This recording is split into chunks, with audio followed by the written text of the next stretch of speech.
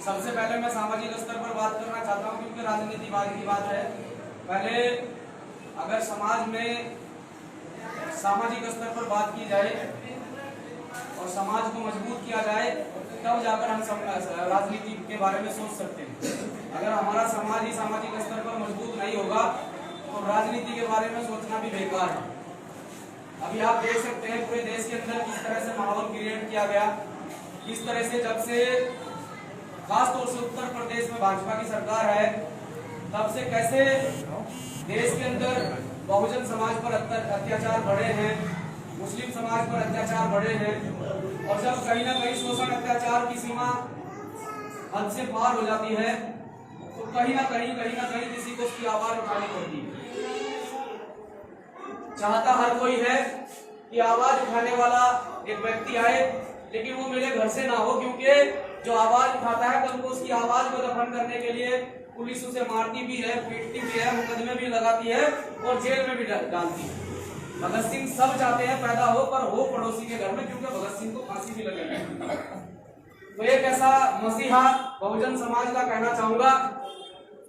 माननीय कांसीराम साहब के बाद 15 मार्च 1934 में माननीय कांसीराम साहब का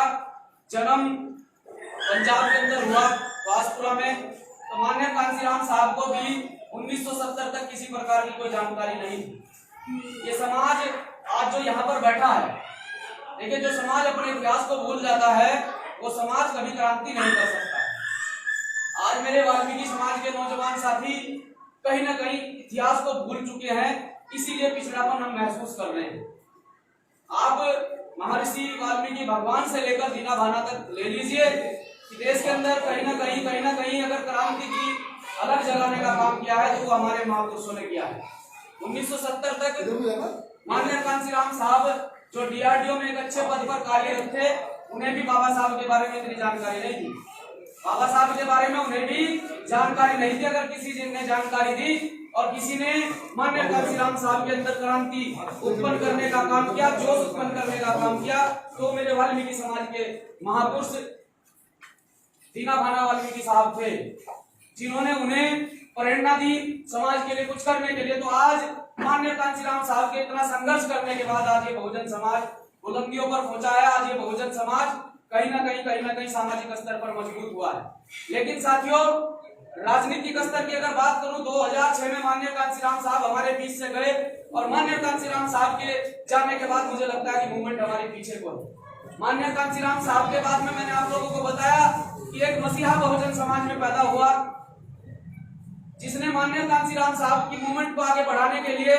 ना दिन देखी ना रात देखी, और प्रत्येक बीमारी का क्रांतिकारी साथी, चाहे मानस वाल्मीकि हो, चाहे चंद्रशेखर आजाद हो, चाहे विनय रतन सिंह जी हो, चाहे कमल सिंह वालिया जी हो, चाहे मनजीत सिंह नोटियाल हो, चाहे वो प्रत्येक साथी जो पूरे देश के अंदर भीम आर्मी भारत एकता मिशन के माध्यम से काम कर रहे हैं, उन साथियों ने इस मूवमेंट को आगे बढ़ाने का सोचा और आगे बढ़ाने के लिए काम किया। आज पूरे देश के अंदर आदरणीय एडवोकेट चंद्रशेखर आजाद को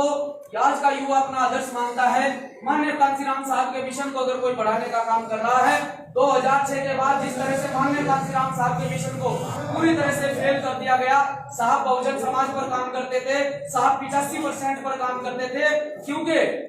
जिस व्यवस्था ने आज तक हमें प्रताड़ित करने का काम किया है, जिस व्यवस्था ने हम लोगों को वर्ण व्यवस्था के आधार पर बांट कर रखा है, जिस व्यवस्था ने हमें गुलाम बनाकर रखा है, उसी व्यवस्था को माननीय कांसीराम साहब के जाने के बाद हमारे ऊपर थोप दिया गया। उसी व्यवस्था के लोगों के हाथ में हमारी कमान दे दी गई, उसी व्यवस्था के लोगों के संरक्षण में हमें हमारा जो है प्रतिनिधित्व तैयार होने लगा। लेकिन मैं पूछना चाहता हूं बहुजन समाज के साथियों से, इन नौजवान साथियों से, कि जिस व्यवस्था ने आज से लगातार 5000 साल तक हम लोगों को गुलाम बनाकर रखा, प्रताड़ित रखा, क्या वो व्यवस्था चाहेगी कि हम इस देश के हुक्मरान बने?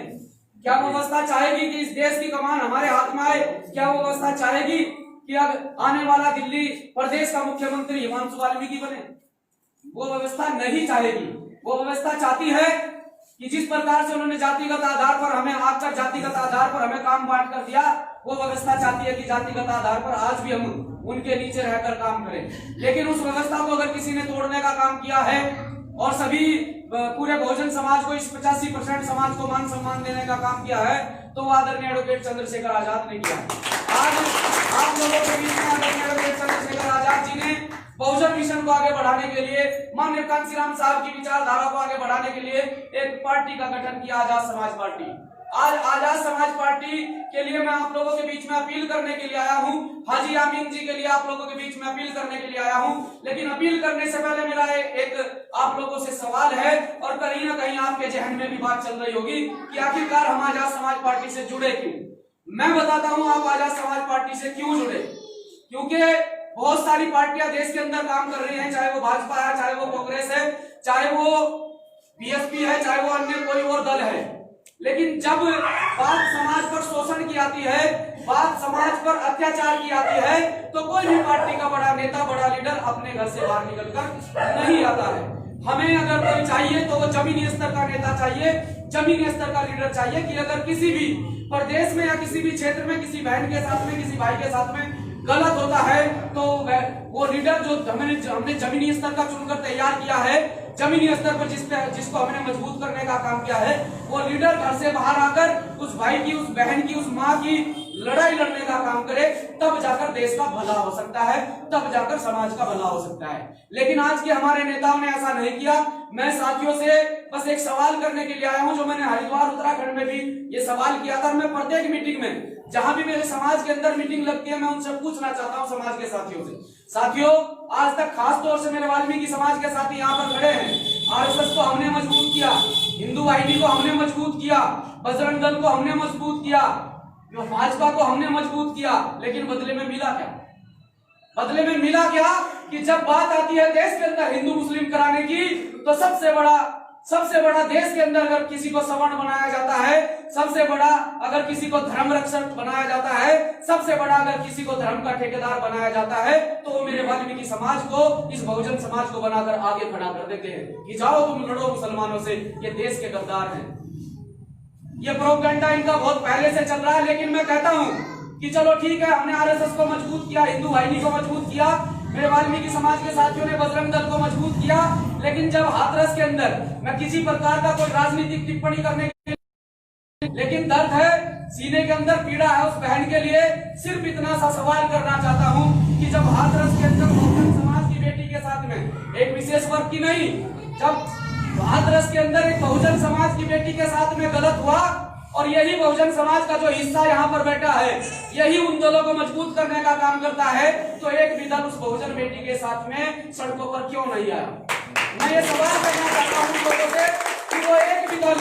जिन दलों में आज तक हमने काम किया, वो एक भी दल उस बेटी की पीड़ा को समझकर सड़कों पर क्यों नहीं आया? उल्टा उस बेटी के परिवार को फंसाने के लिए, उस बेटी को गलत ठहराने के लिए, जिसने